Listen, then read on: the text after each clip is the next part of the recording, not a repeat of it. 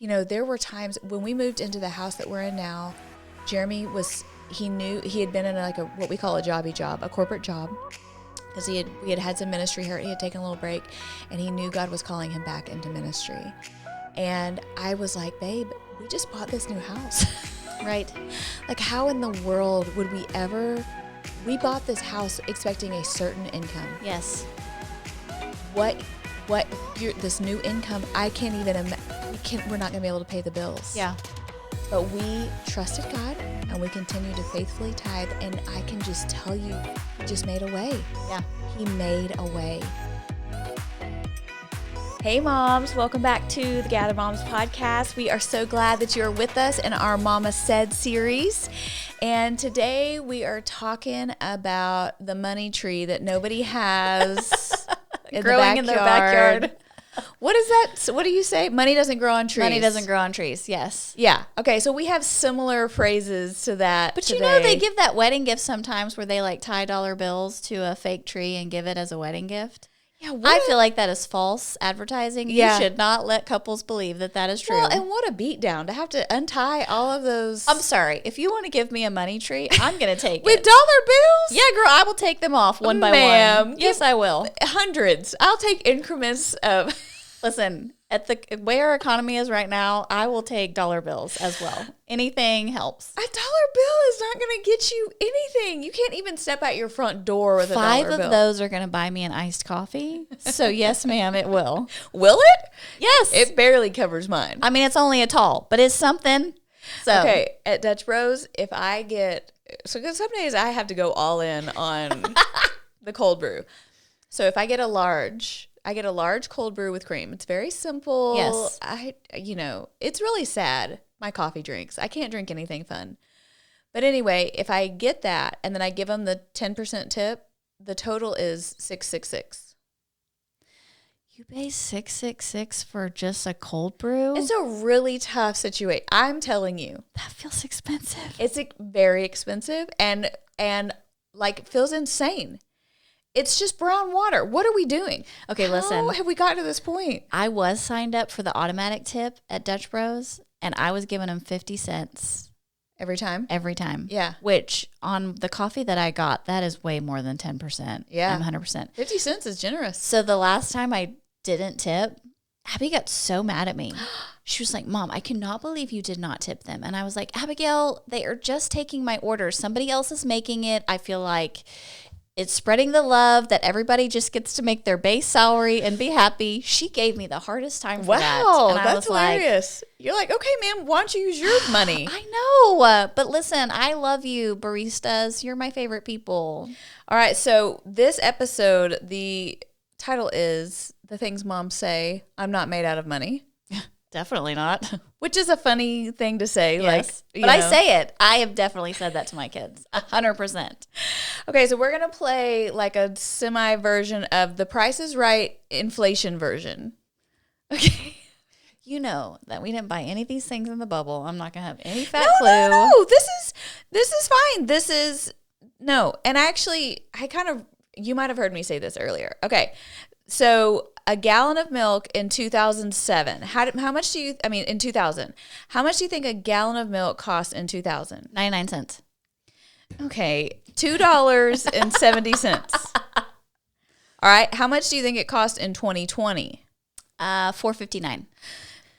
$3.18. So it went up by about 50 cents over 20 years. Okay? In 20 years, it went up by 50 cents.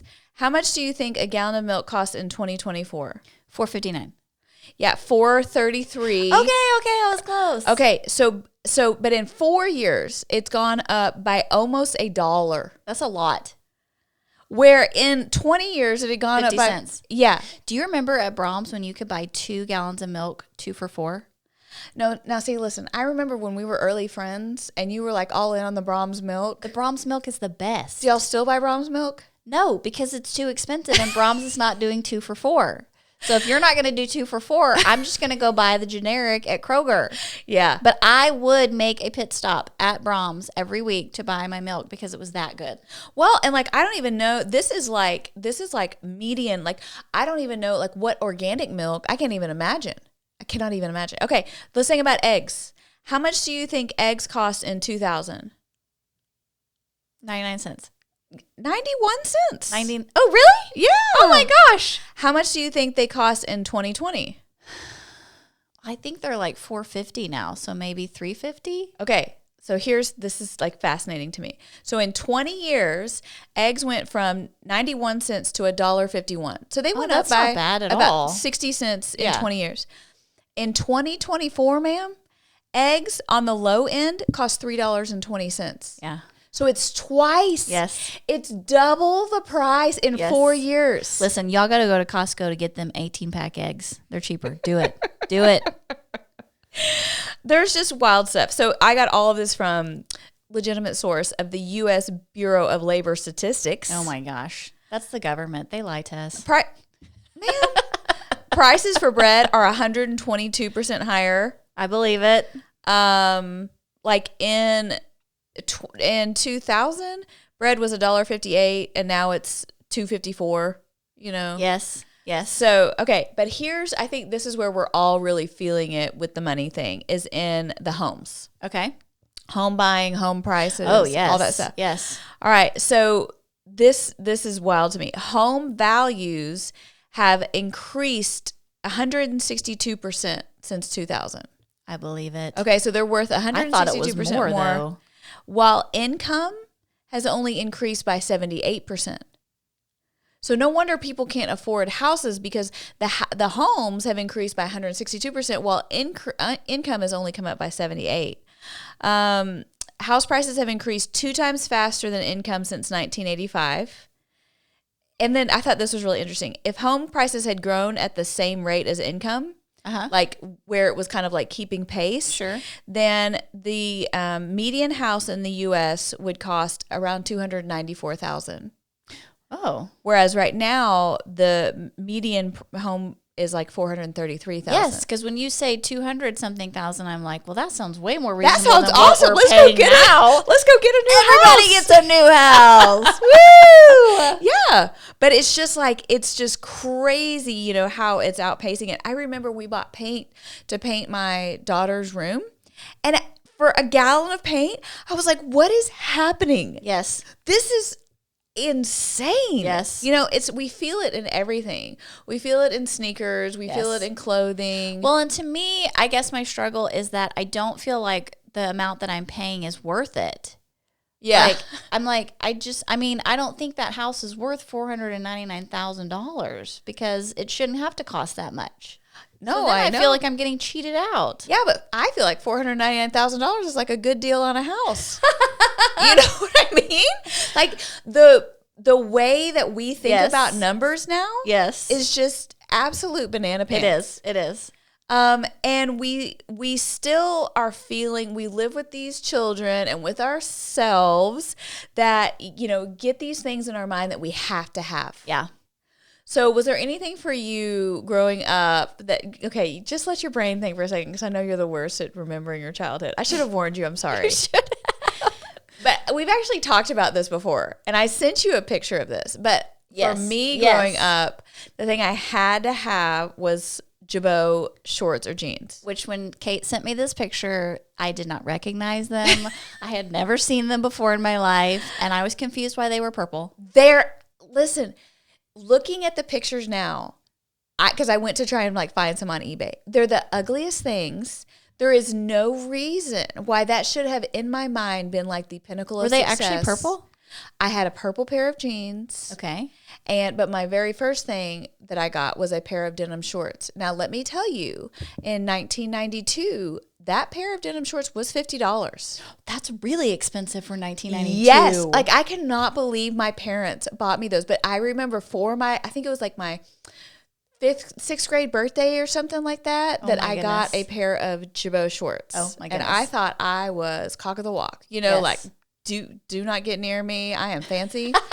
And don't spill your Lunchable on it either, because these were expensive. And then I saved up my money, you know, to buy myself some. How much were the jeans then? If the shorts like $100. Oh my gosh! In 1992, which feels crazy. It was like $1,000 or something. So, but you know, I just like as a kid, I think you like get your heart set on like I have to have this thing. You know, I have to have these sneakers, or I have to have this electronic, or, you know, and we do that now as adults where we're like, I don't know, like for men, it's like, I have to have this grill. Yes, the grill. Or my husband, something for their truck. Yeah, the truck. Or I have to have this golf club. I'm like, I feel like the other one's fine. Yes. My husband bought an air freshener off of Facebook for his truck because he said everybody was talking about it. I know he spent way too much money on that dang air freshener for his truck. What in the world? Jeremy buys for his truck these treated wood blocks. Tell me the name. Is it Drift? Yes. That is what Greg bought. Shut up. What in the world? He took it out of the package and I almost choked because it smelled so strong. I was like, put it back in the bag. Drift. I cannot believe this. Okay. Oh my gosh. So he got two. Sucked into the peer pressure. And he let me have one because he didn't like the smell as much on it or whatever. Do you like it? It was so strong. I had to keep it like partially in the bag and put it in the glove box until some of the scent came out because like intoxicating. Yeah, it's very strong. Oh my gosh. gosh. And anything that was sitting next to it in the glove box, like I pulled out some sunglasses, I put them on my face, and I was like, good grief. Listen, Drift, if you would like to advertise on the Gather Moms podcast, we would love for you to sponsor one of our episodes. Just putting that out there. Okay, but I definitely still do it now. I'm like, oh, I have to have those shoes, or I have to have that shirt, or I have to have, you know, I don't even know, the new iPhone, blah, blah, There's blah. There's a new iPhone? No, I don't know. Okay. Just historically, things I've been dumb about. You know, or I just get it in my mind of just dumb things, and I'll just fixate on it. You know, I'm like, I want to upgrade my wedding ring, or, you know, and you just like fixate on these. Do you know what I'm fixating on this fall? Tell me. You're going to hate them. I don't think you would actually wear them. What? They're clogs. Oh. You know those little slip-on slides, but it's like your toe is covered? Yeah. It's just like a tan, suede, brown. I think they're called Boston clogs for Birkenstocks. Okay, but wait a minute. Do they have a heel? No, it's just a flat slide. Oh, okay. I've seen them. Have you seen those? I think they're cute. They're not a Kate. That's her nice way of saying it. I've actually seen cute people wear them. Okay, but it's possible. I don't think that is my vibe. It's possible. Yes. Yeah. But I actually think those are cute. They're like suede. Yes. Yeah. Yes. I think those are really cute. Well, that's on my list. I think you need some. Thank you so much. Yeah.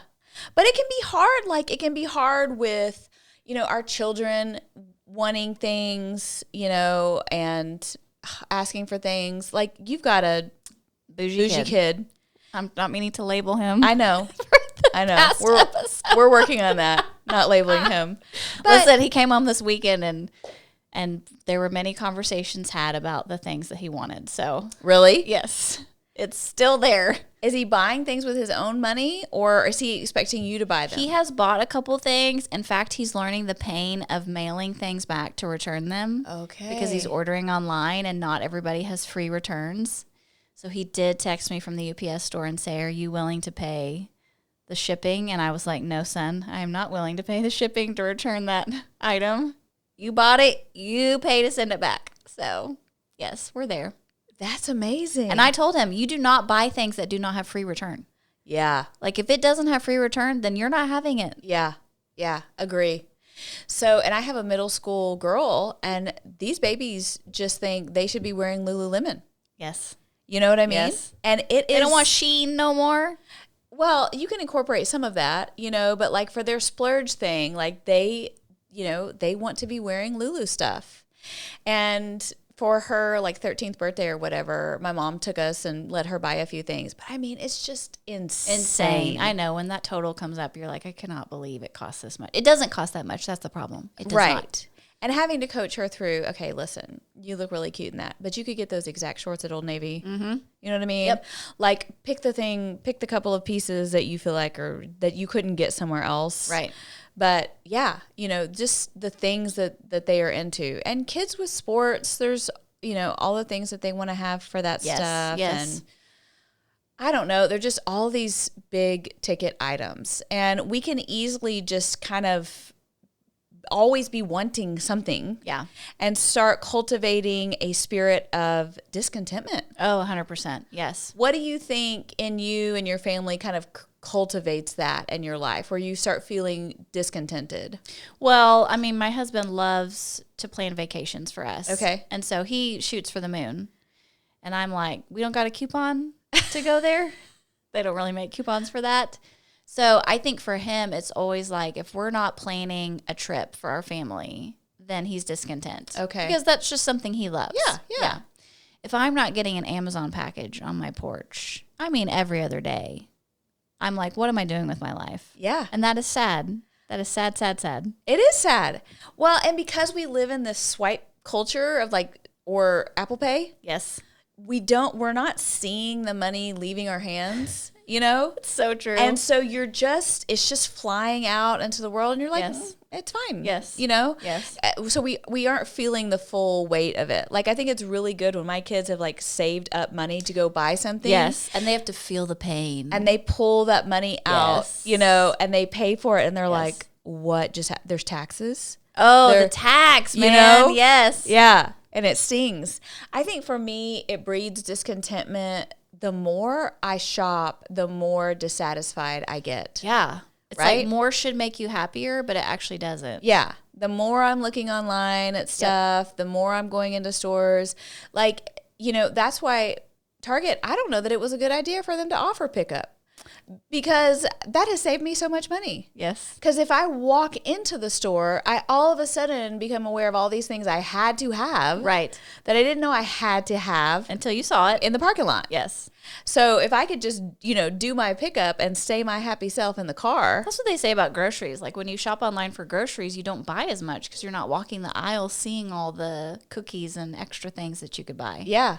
We had to start, Jeremy is the Costco runner because when he goes, he saves us quite a bit of money because I know it's different in your house. Oh God, Greg, no, man. Yeah. Yeah. I got to go or else he's like buying random toothbrush heads and That's me. I don't know. Anytime I see on the sign it's like minus $8, I'm like, I'm in. I am in. $8? Listen, we did have this fight in our family. He was buying the off-brand toilet paper. I'm sorry. I need the real one. Yeah. I just do. Okay, but wait, the Kirkland toilet paper is pretty good. I'm so sorry, but that is not my favorite. I need Cottonelle. So I just had to say, listen, from now on, I just need one thing in our home extra, and that is Cottonelle toilet tissue. Thank you so much. So, Okay, I can get behind Cottonelle. I have a real problem with Charmin. Have you ever seen the Charmin commercials? I love the bears. No. They are so sweet. Guys. They have clean bums. It's too much. No, it's not. It's awesome. TMI with the bears. That is nothing compared to Hollywood. Hollywood is showing us way more than the Charmin Bear commercials. They are like innocent project.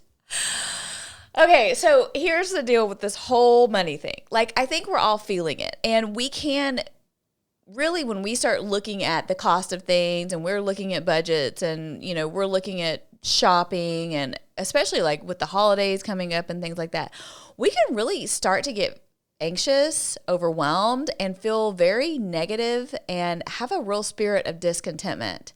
And we start getting that mindset like if we only had a little more money, we'd be happy. If we could only go on that trip, if we could only afford this thing, if we could only get into that house, right? Right. And there's all this, if only that, then it would give me happiness. When the truth of the matter is, you know, that those things, that's a lie. That's right. Because those things, as soon as you get into that next thing, then you're just wanting something else. Yes. If that's where you're getting your happiness from. And so as moms, we have the opportunity that instead of breeding a spirit of discontentment in our home, we can start to create a spirit of gratitude. Yes. And I think that we can kind of shift things so that we're not always saying, oh, there's not enough, but it's always like, actually, there's more than enough. And so it's this idea of us cultivating in our home an abundance mindset, because there's a difference between having a scarcity mindset and an abundance mindset. Yes. And so I'm going to read a few of these, and you might think of yourself or other people that come to mind when I read the differences. So a scarcity mindset says there's not enough to go around. Abundant mindset says there is more than enough to go around. Mm-hmm. A scarcity mindset says, I can't afford to do X. Abundance says, I can do this instead. Right? Yes. Which scarcity is like, well, we can't afford to go on that beach vacation. And abundance is like, we could go on a really great camping trip. You know what I mean? Or you could kind of, flip it on its head.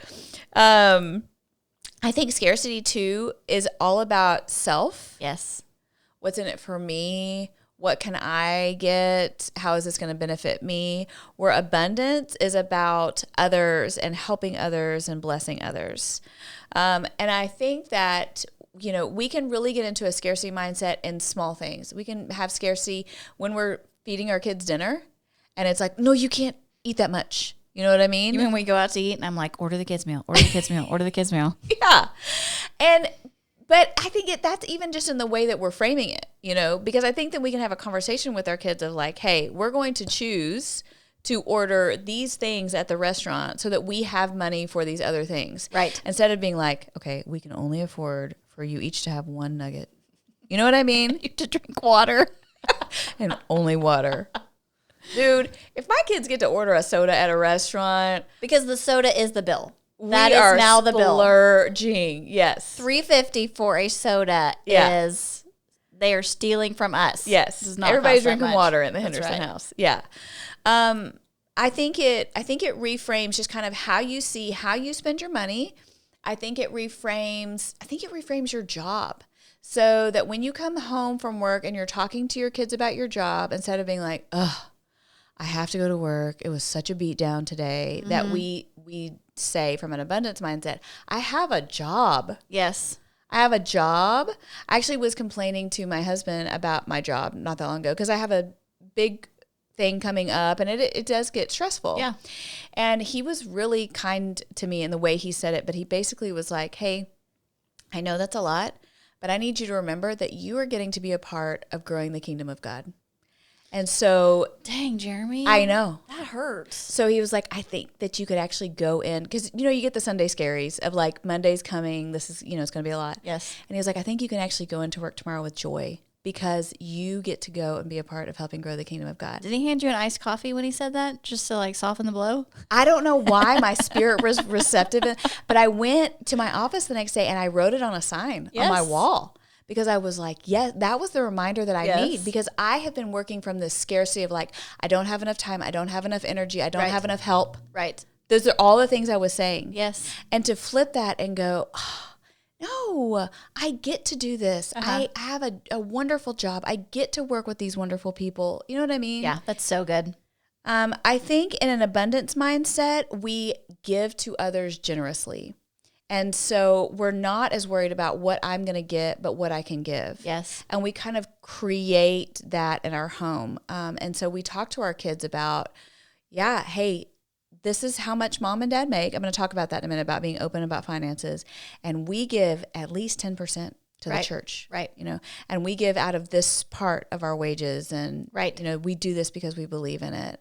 And hey, we are eating at home this week because we had the chance to send a DoorDash to another family who really needed to not have to cook at home because they're having a hard time. Yes. And that we communicate those things with our children about how we are giving to others. I love that you're talking about that, because I do think we tend to just focus on the negative with our kids. Like, no, you can't have that. And I don't even know why you're asking for that. Instead of kind of showing them behind the scenes of like what is really going on in our home and how they're a part of that same mission that our family is, to use our money wisely and to give back to God's kingdom. Yeah. And so I think that's an area where we misjudge our children, that they can't handle that kind of information. But honestly, I think it makes them feel more excited to be a part of it. Yes. And there will be probably times in your life when things may be lean.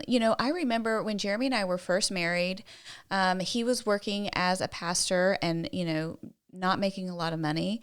I was still a college student and worked part-time at, do you remember Linens and Things? Yes. Yeah. Girl, did you have an apron?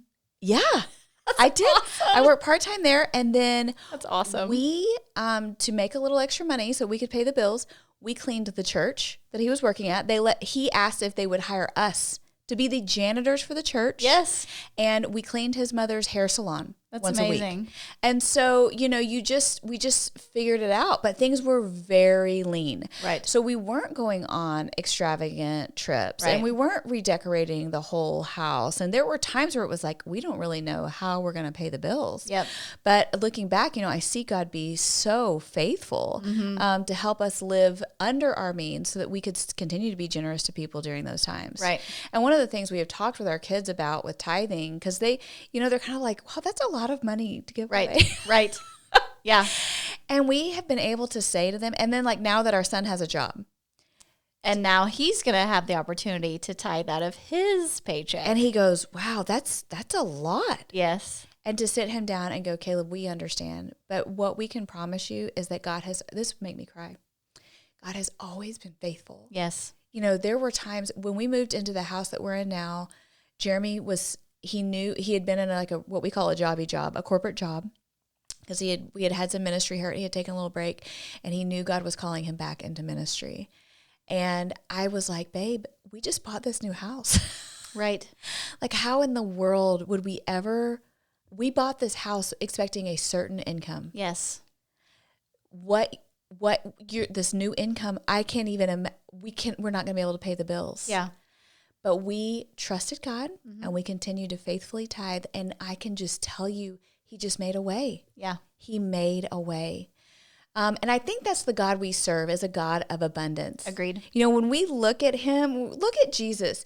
Jesus was never giving like just enough or just under enough. Right. Like you look at him, his very first miracle is changing water to wine.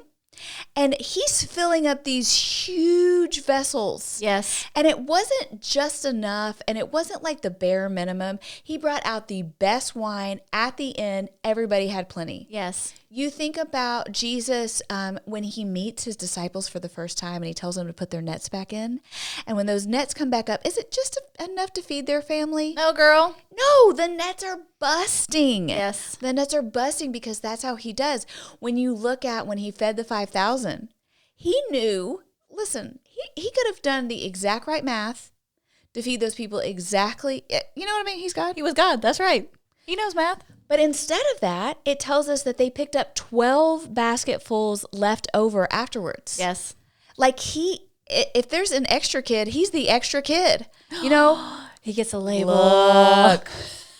Listen, our God is extra. That's right. That is what he does. And I saw this beautiful thing.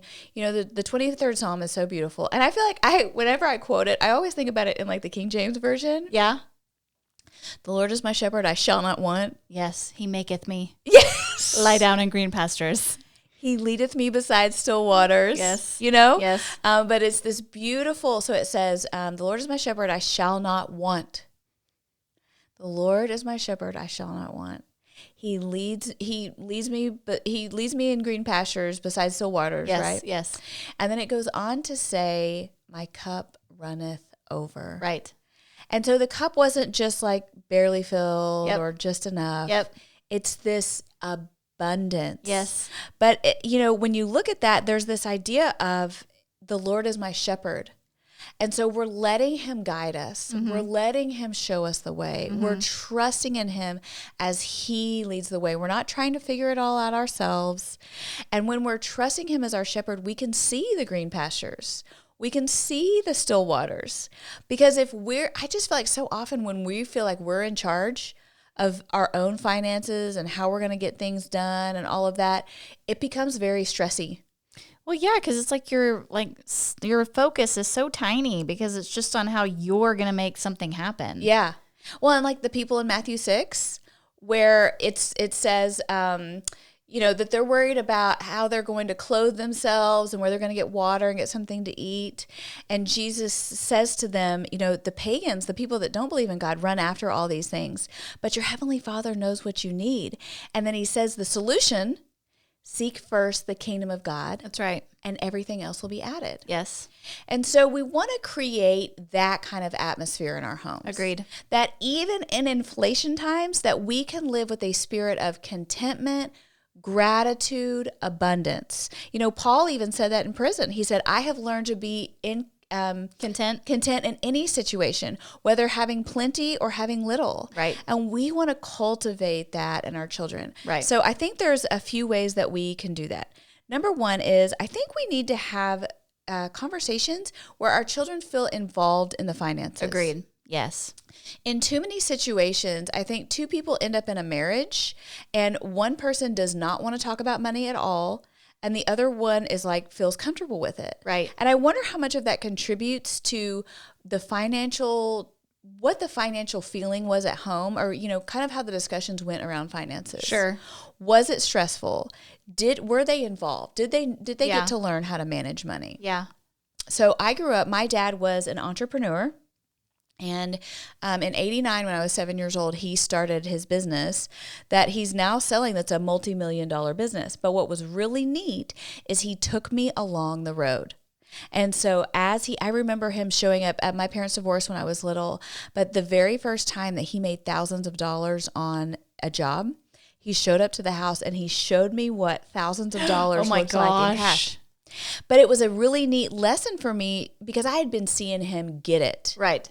He had been working. He, sold a truck. He was living in this like 1-bedroom little house, Yes. But him showing me and having just very clear financial discussions with me. And he's Right. done that with me all the way along. Right. My mom has also always been very open about finances. I can still get overwhelmed in our home finance situations because I struggle with math. It doesn't come easy to me. Numbers don't come easy to me. Yeah. And so what that's meant, though, for Jeremy and I is I'll go, okay, I think I can handle it for 10 minutes. You know what I mean? So you better like pare your words down and like get the big points Have across. your spreadsheets ready. Because, I'm out after 10. Because typically I'm the one having to execute on whatever the budget is. So Isn't that so true? I need to know. Yes. But I can just get overwhelmed when I feel like, and he tends to be a little bit more on the pessimist side of, maybe it's more pragmatic or realistic because I'm like, oh, there's plenty. Listen, God's going to provide. Yeah. Don't you worry. Yeah. And he's like, well, but if we run the numbers on it. Yes. Yes. Yes. So, but one of the things that we've tried to do is anytime the kids ask us questions about what do you make? What are taxes like? How much is our mortgage payment? Things like that we've just been, because my parents, I felt like that was a very healthy thing. Yes. Is that they were very honest with us about finances. I think that's so good. And I think my parents maybe didn't say all those numbers to us, but I do remember them being really intentional about paying off debt and credit cards and things like that. Yes. And so I knew a lot of people that didn't use credit cards, but my parents taught us how to use them wisely because we used them and we paid them off. And so now I feel like I have a healthy view about how to use money and such, whereas some people maybe don't. Yeah. So, No, and we for a while we had a debt. We were paying down some debt, and we had it on the fridge, and we celebrated as a family when we got rid of some things. Yes. And you pay off a car, and the family celebrates. Right. Like, that needs to be a big deal. Like someday when they hand us the deed to this house, I want the kids to celebrate with us. Yes. Like this was a big deal. Yes. And we did this as a family because we had to make choices in order to own this investment instead of spend it all in the moment. Yes. So we've been in this together. I think talking with them about that there are things that they may want to buy, but that may need to be something that they use money that they have earned for it. Right. That's not going to be something that falls under mom and dad because it isn't actually a need. It's just kind of an extra thing that they want. Yes. And that's okay for them to use their own money on things. I had so many friends that would say, their parents gave them a budget for like back to school clothes and they were like, here's how much I'm going to put towards it. If you find something that's costs more than that, great. You can spend your own money on it. That's great. But here's what I'm going to contribute. And I think that's so smart. That's great. Okay. So that first tip was just kind of be open as you guys are having financial conversations. Second is give generously. So let them see you.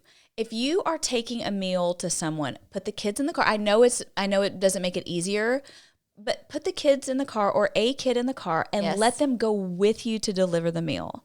If you're sending someone money, it's okay to say at your family table, hey guys, as a family tonight, we contributed $100 so that so-and-so could go on a mission trip or anything like that. Let them see you. Because a lot of times we do those things and they have no idea and they don't know. And I think there's that piece in the Bible where it talks about, like, yes, don't let your right hand know what your left hand's doing. And so you can kind of feel weird about sharing that stuff, but we're not doing it out of a place of trying to get applause. It's, hey, as a family, we are being generous in this way. We're modeling it. We're setting an example. Yes. And with kids, you do have to be more like clear with them. Like they're not picking up on context clues. Yeah. So the pizza box going in the car, they're just concerned they're not getting pizza tonight. Right. So you have to say, no, we're actually taking this to a family. Yes. So yes. You have someone sick down the street and you say, hey, as a family, we're going to go work on their yard. Right.